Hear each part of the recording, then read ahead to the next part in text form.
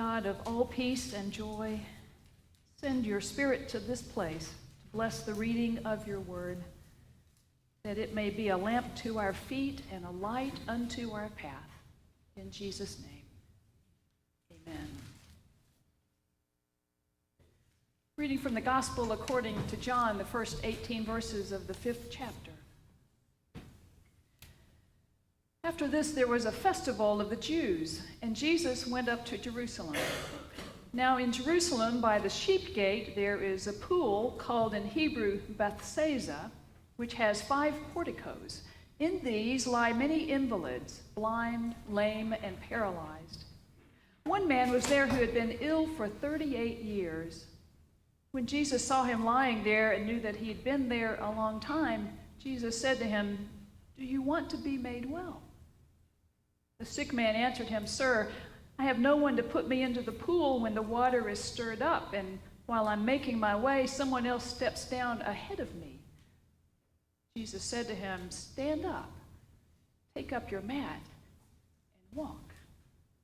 At once, the man was made well, and he took up his mat and began to walk. Now that day was a Sabbath. So the Jews said to the man who had been cured, "It is the Sabbath. It is not lawful for you to carry your mat." But the man answered them, "The man who made me well said to me, 'Take up your mat and walk.'" They asked him, "Who is the man who said to you, 'Take it up and walk'?" Now the man who had been healed did not know who it was, for Jesus had disappeared in the crowd that was there. Later, Jesus found him in the temple and said to him, "See, you have been made well. Do not sin anymore, so that nothing worse happens to you." The man went away and told the Jews that it was Jesus who had made him well. Therefore the Jews started persecuting Jesus because he was doing such things on the Sabbath. But Jesus answered them, "My Father is still working, and I also am working." For this reason, the Jews were seeking all the more to kill him, because he was not only breaking the Sabbath, but was also calling God his own Father, thereby making himself equal to God. The word of the Lord. Thanks be to God. If you peruse the attic of my house, you will find a box of childhood keepsakes. Perhaps you have one too. In the box are items like my brownie pen, a special stuffed animal, a couple of really cool rocks, that kind of thing.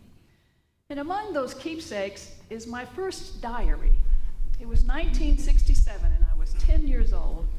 It's formatted with a couple of pages for each day. So I began with a flurry of writing in January, keeping copious notes about school and such as a 10-year-old would do.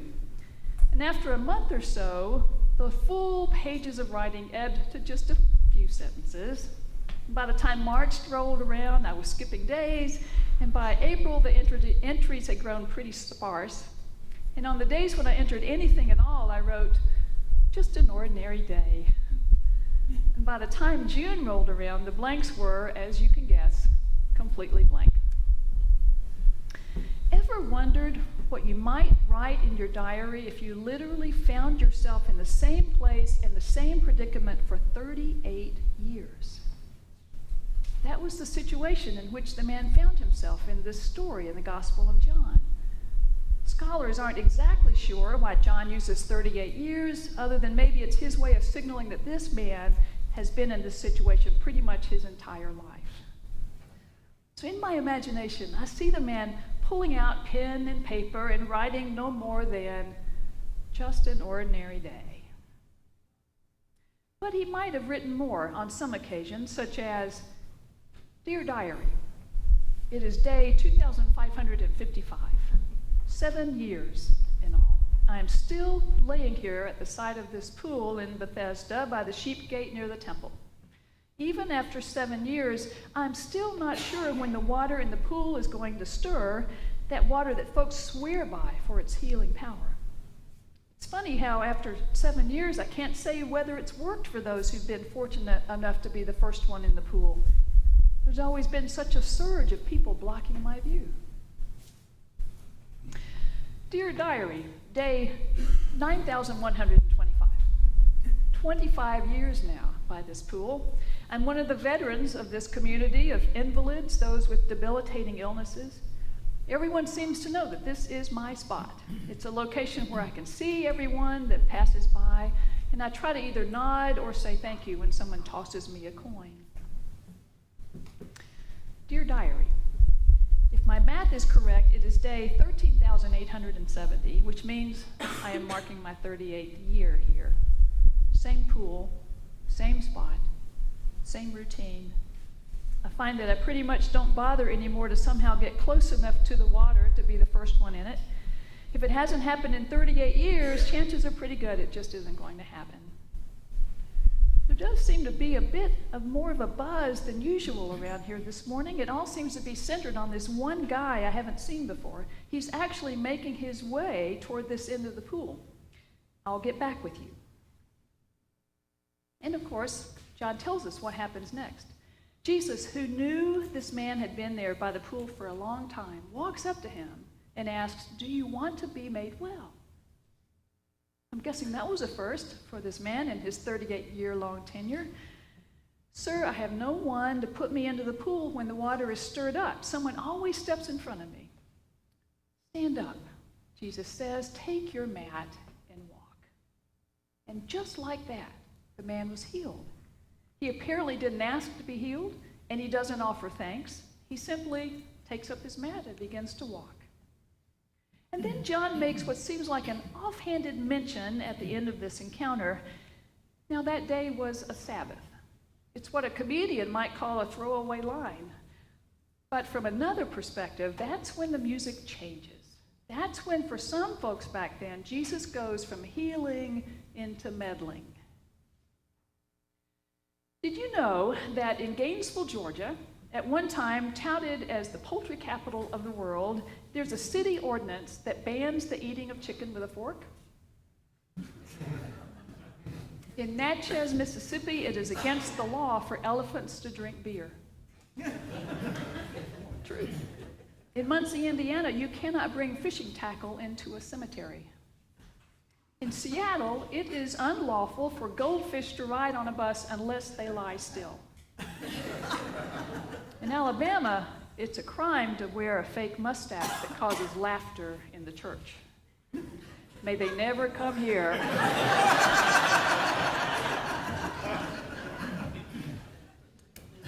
How in the world do such rules come into being? Perhaps you who are parents know exactly how this can happen. Your child gets home from school and asks, "May I go down the street and play with Charlie at his house?"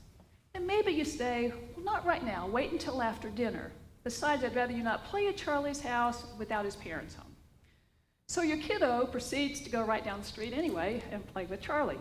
And upon returning, your pint-sized legalist argues that you said, "Wait until after dinner," which is the term some people use for lunch.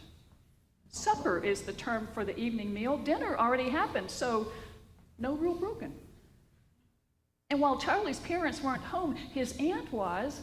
You didn't prohibit that. And besides, they played in Charlie's yard, not in his house. Again, you didn't specify. So we end up having to get increasingly explicit, and the rules begin to look increasingly silly.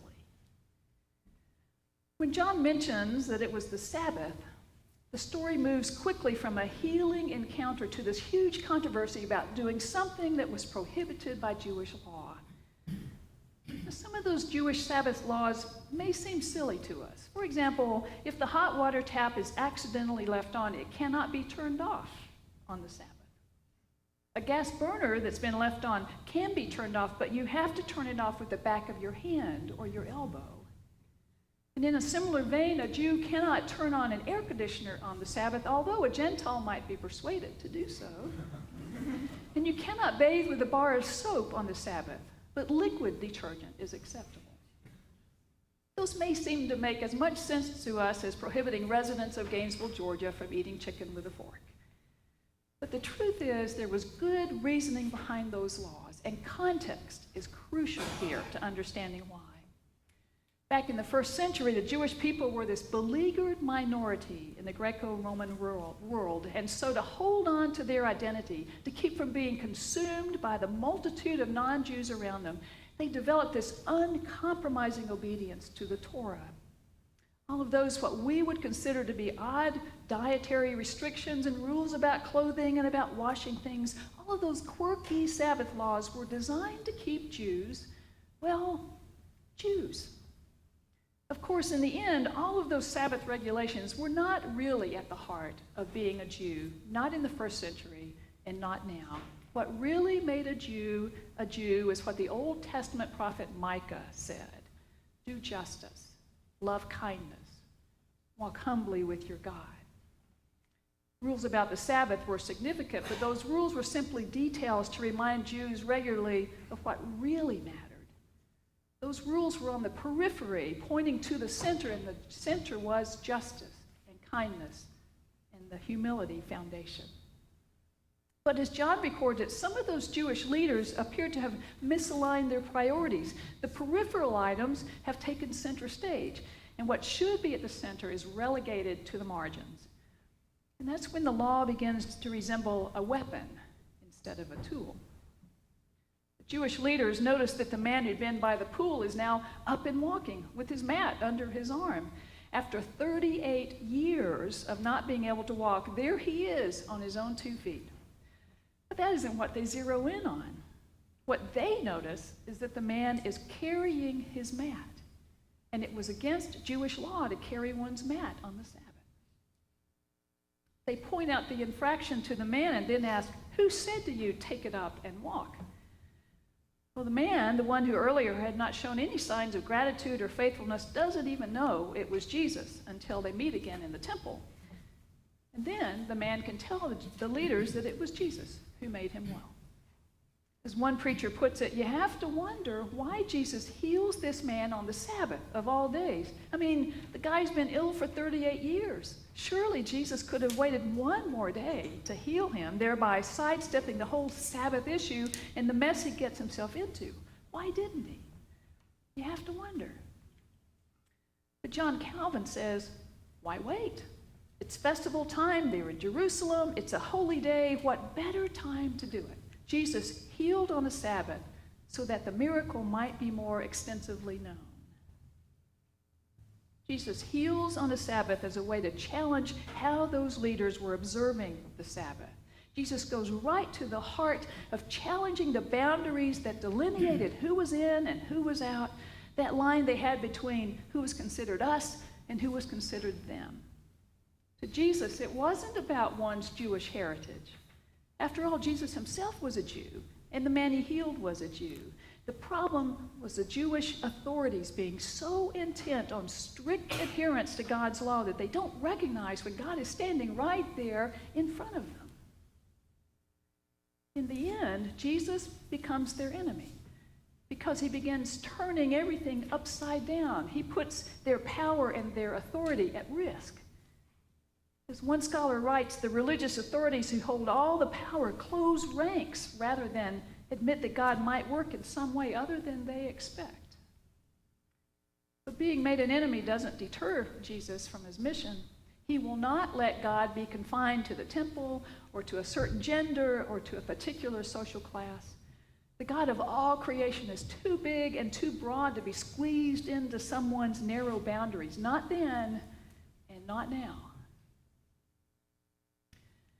Eric Elness is the pastor of the Countryside United Church of Christ in Omaha, Nebraska.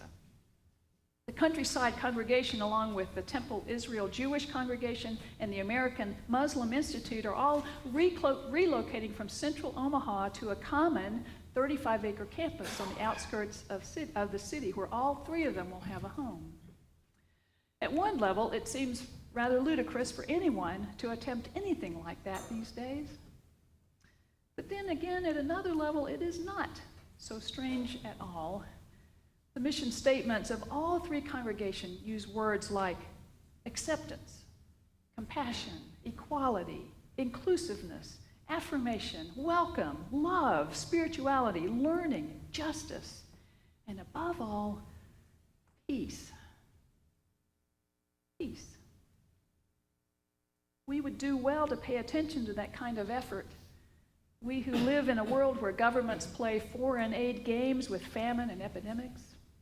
where desperate people are turned away from shores of refuge, where hospitals are bombed when people simply want to be made well, where the chasm between the haves and the have-nots continues to widen, where social media encourages us to spout our opinions and malign everyone else's, we would do well to pay attention.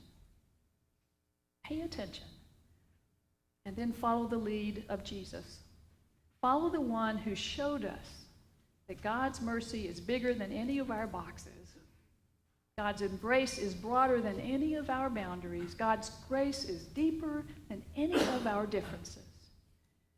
Pay attention and follow the lead of the one who showed us that God's love will hold this world together on Sabbath days and every day. And to that, this preacher says, amen.